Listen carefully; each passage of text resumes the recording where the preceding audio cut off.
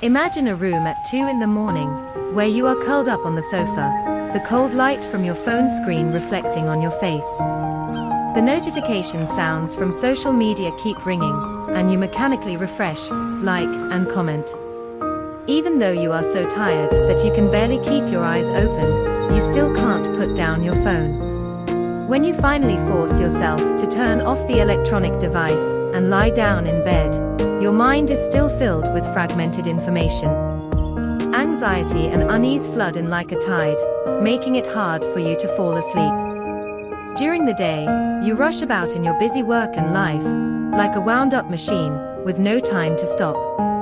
You strive to meet the expectations of the outside world, playing the roles of a good employee, a good partner, and a good parent, but in the process, you lose yourself. You say with a smile, "I'm fine," but only you know the exhaustion and confusion inside. Do you think this is the norm of life, the price that must be paid for growth? But why, at certain moments, do you suddenly feel like an empty person, unable to muster interest in anything?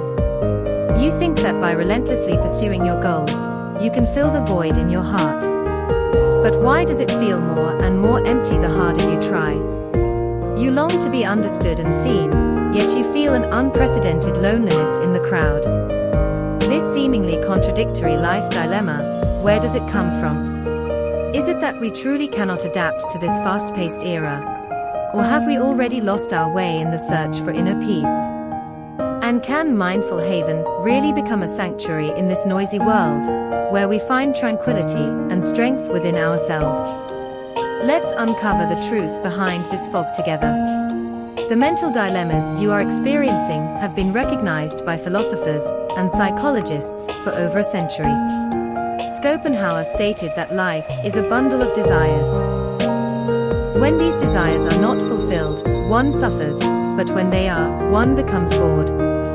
This accurately describes the cycle of consumption and entertainment in which you find yourself.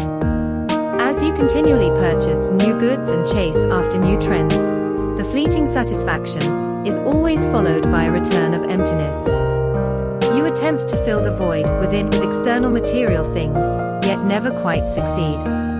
The concept of the collective unconscious proposed by Jung can better explain those unconscious behavioral patterns within you.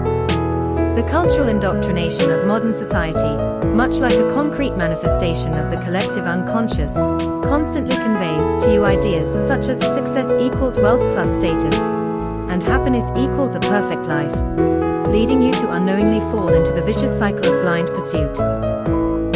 Nietzsche's cry of "God is dead" announced the collapse of traditional value systems, and now, in an era without solid value anchors, you can only drift with the tide.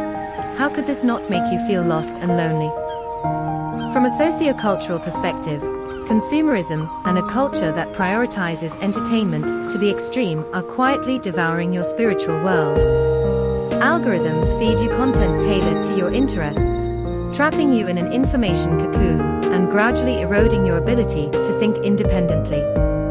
You believe you are making free choices, but in reality, you have long been manipulated by invisible forces. These deep psychological and philosophical roots form a tightly woven net, layer by layer, entrapping you. What's even more terrifying is that you may not even be aware of the existence of this net, and yet, an even darker abyss lies ahead, waiting for you to discover it. These overlooked deep-seated issues are reshaping your life and the entire society in ways that are hard to detect. On a personal level, cognitive biases trap you in a vicious cycle of the more effort, the more anxiety. You blindly believe in the success templates on social media, taking others' carefully curated lives as reality, and continuously devalue yourself through comparison, while ignoring the uniqueness of each person's life path. The dopamine reward system in your brain is captured by instant gratification from short videos, games, and other sources, leading you to gradually lose focus and persistence towards long-term goals, becoming a slave to sensory stimulation. When magnified to the societal level, this collective mental disorder is creating a hollowed-out social ecology. As more and more people pursue superficial glamour and fleeting pleasures, society's capacity for innovation and empathy begins to decline. The excessive competition, fueled by consumerism, reduces individuals to mere cogs in a machine, with everyone caught up in a relentless cycle of involution, rarely pausing to reflect on the essence of life. More dangerously, this mental predicament is highly contagious. The social circles you inhabit and the information you receive subtly reinforce this way of living. By the time you realize you are trapped, you may already be deeply mired, unable to extricate yourself. But is this dilemma truly unsolvable? How can we break free from these seemingly unbreakable chains? In the following, we will together seek the light that pierces through the fog. To break free from these layers of constraints, you need a cognitive revolution. When the whole world is urging you to be faster, more, and stronger, Mindful Haven advocates for a wisdom that goes against the current, returning to the present moment and exploring inward. This is not a passive escape, but rather, as Jung said, an individuation process, a heroic journey of confronting the shadows within and rebuilding the order of the spirit. Those who truly understood life in history have already pointed the way for us. In the tide of the Renaissance, Leonardo da Vinci, not confining himself to the identity of a painter, explored mathematics, anatomy, and engineering with a childlike curiosity, achieving self-transcendence through interdisciplinary study. Mother Teresa gave up a comfortable life and dedicated herself to serving the poor in the slums, finding the ultimate meaning of life in her devotion to others. They both broke free from the frameworks defined by the outside world, carving out their own spiritual oases through focus and awareness. You might ask, in this age of information overload, how can one achieve such focus?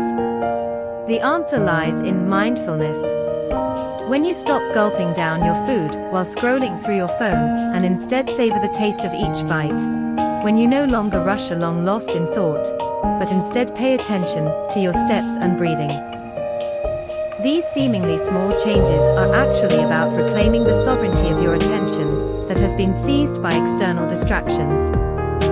By consciously anchoring yourself in the present moment, you can gradually free yourself from the grip of anxiety and discover that within those overlooked details of life lie the sharpest weapons against meaninglessness.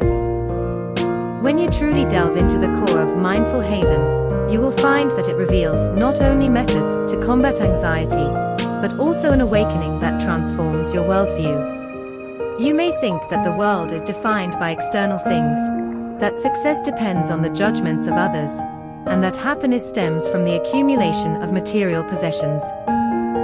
However, the ultimate truth of mindfulness is, the way you perceive the world is the true nature of the world.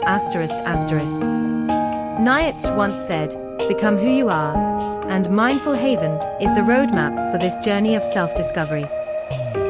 When you stop fixating on changing the external world and instead use the light of awareness to illuminate every corner of your inner self, the anxiety, fear, and confusion that once tormented you will lose their menacing facade. Just as Jung's theory of the shadow suggests, the emotions and desires that you have repressed, once acknowledged, can become nourishment for the soul. Imagine this scene. You are standing on the edge of a cliff in the midst of a storm. In the past, you would have cowered in fear, but now you can calmly feel the howling wind and the pounding rain, not because the danger has disappeared, but because you have made peace with your inner self. Mindfulness does not grant immunity to suffering. Rather, it gives you the strength to remain centered amidst the tumultuous waves. This is the ultimate revelation of Mindful Haven. The true sanctuary is not found in some distant place, but in every moment of inward reflection and complete acceptance. When you learn to be gentle with yourself, the whole world will make way for you.